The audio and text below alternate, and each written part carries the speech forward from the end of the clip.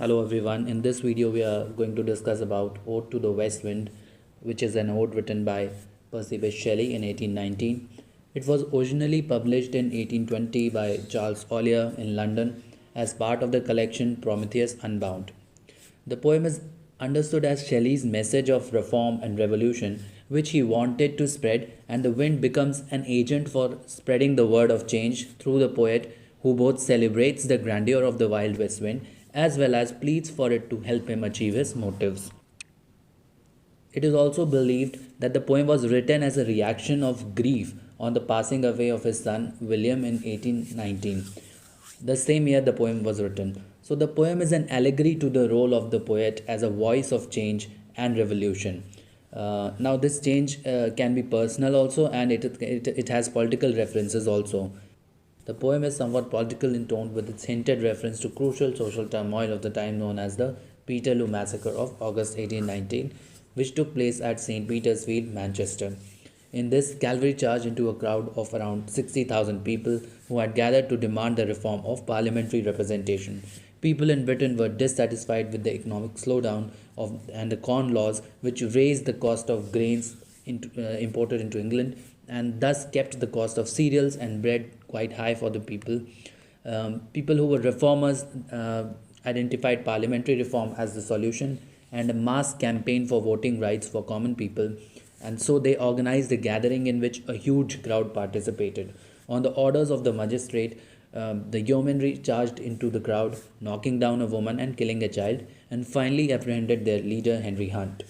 About 15 people were killed in this massacre and over 700 were injured, and it has recently come to be regarded as a critical moment in British history of the 19th century, with a memorial created at the place in 2019, the 200th anniversary of this incident. So, this reformation for civil rights and the liberties is what inspires the tone of the poem, and also which is the message of the west wind, because the west wind becomes a medium, an agent for spreading the message of reformation, of change to faraway places, so that people become aware of the worth of their existence.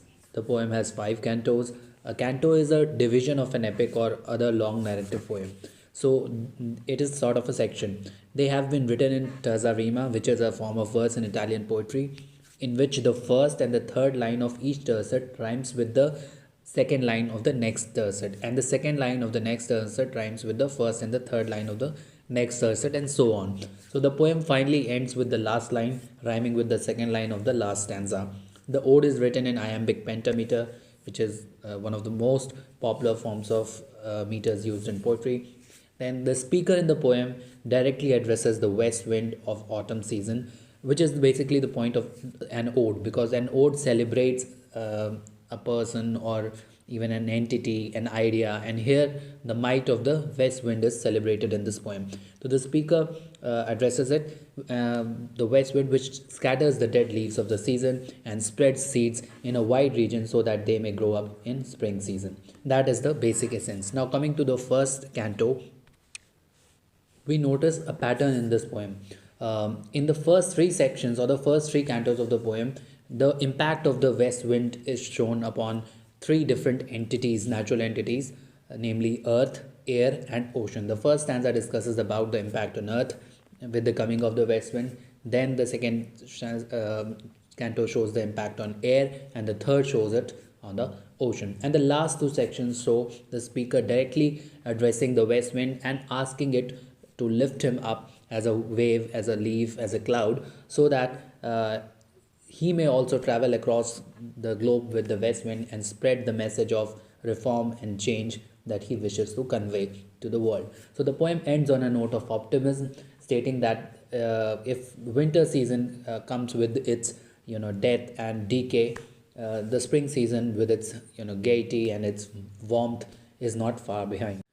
So in the first canto, he directly addresses the wild west wind, calls it the breath of autumn's being, and it is something that drives away the dead leaves, and the leaves seem to be like ghosts flying away from an enchanter, and the leaves are yellow and black and pale red colored, so they are pestilence stricken, they are already decaying, and it chariotests, it directs the leaves to their wintry bed, spreads it so that they lie low in the winters, and then they again with the coming of the spring they bloom and give rise to new trees. So that is what happens in this canto. Personification has been used as a device, and he talks of the dead leaves which are carried by the wind. So a process of regeneration happens with the coming of the spring. The wild west wind brings new colors and odors through its driving of seeds along a wide region. And finally the speaker refers to the wind as both destroyer and preserver when he says, wild spirit which art moving everywhere, destroyer and preserver here or here. So it has both the qualities. It destroys the old, but it brings in the new. So this is beautiful because it destroys the old signs of life, but then again it scatters and spreads the seeds all across and preserves them till the coming of spring. So there is a message of regeneration also. Now again, political background keeps on ringing through this, as I have already told. Then in the second canto, he talks of the air, and it is something that mid the steep skies commotion, loose clouds like earth's decaying leaves are shed. So clouds are shed here and there, angels of rain and lightning and everything. So, and these spreading clouds look like the hair of Maenads. Maenads are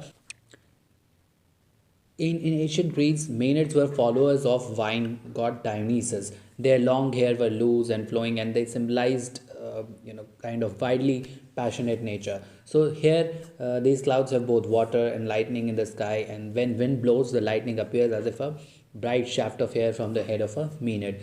The poet claims the west wind to be a funeral song of the ending air when he talks of the line, thou dirge of the dying air, to which this closing night will be the dome of a vast sepulchre.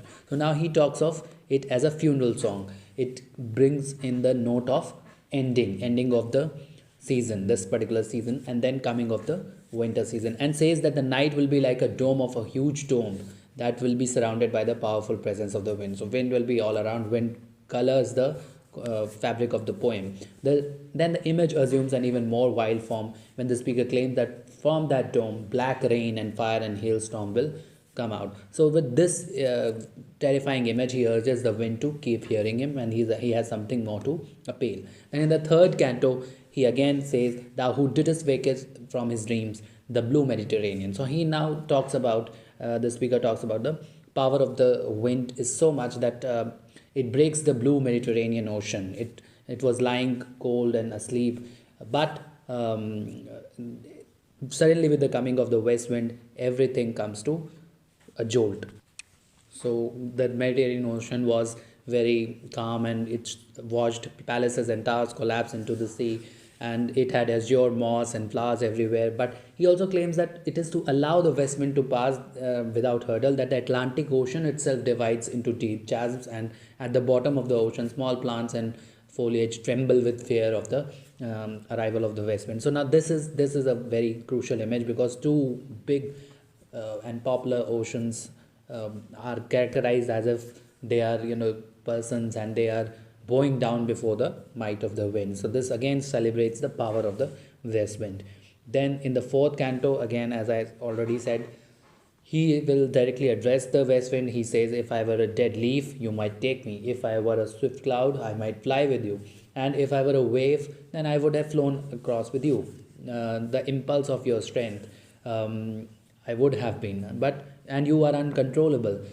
Or even if he again says, if I was just a young child, a young boy, then again, though nothing would have seemed like impossible. I would have achieved everything. I would have been your comrade, your friend, and gone through different distant places. But then again, I'm not a young boy anymore, and I have grown weak. A heavy weight of ours has chained and bored one too like thee, tameless, swift, and proud. This is what he realizes. So there is a moment of realization. He now directly talks to the west wind and says that if he had that strength, as he did in his childhood, when to run with the mighty speed of the wind hardly seemed impossible to him, then he could have accompanied it.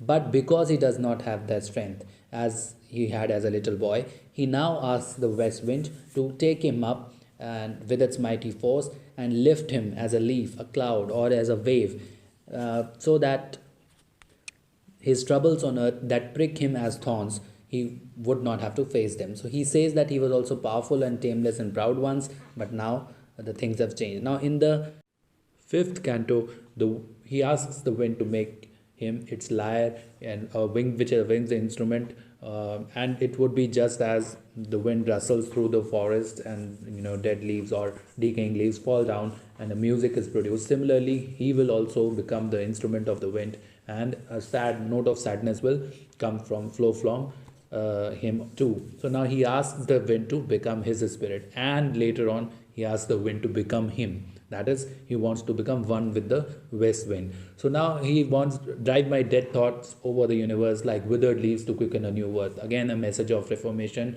and change. Now I cannot go to those faraway places, but the wind, west wind, will flow far, far away. So now take my message of change and reform to people as far as you go, and scatter as from an unextinguished earth ashes and sparks my words among mankind. So take my words, take my message across, as if from an unextinguished earth, and a bonfire which is still, if it still has fire within it. So that kind of message he has. And then again, the trumpet of a prophecy. I have a prophecy to make, and that change will come, that reformation will come.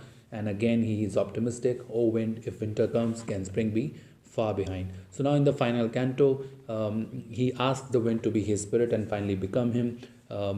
He asks the wind to spread his words around as if they were ashes from a burning fire. So the poet actually wishes the wind to spread his philosophical ideas and his poetry around the world as if they are prophecies of the future. And the poem ends with the optimistic belief that though winter is coming and all will be dull and lifeless and chilled very soon, but spring will follow. In other words, death and decay are only temporary, and regeneration of something fresh in nature and a hopeful life is always around the corner. You just have to be a little more patient and hopeful and keep spreading the message of reformation and change. That is the entire gist of this poem. And being a nature poet, again, the poem celebrates the west wind, natural element, and its impact upon all the other natural elements from Canto 1 to Canto 5. So we have seen that effect already. This was it. Thank you.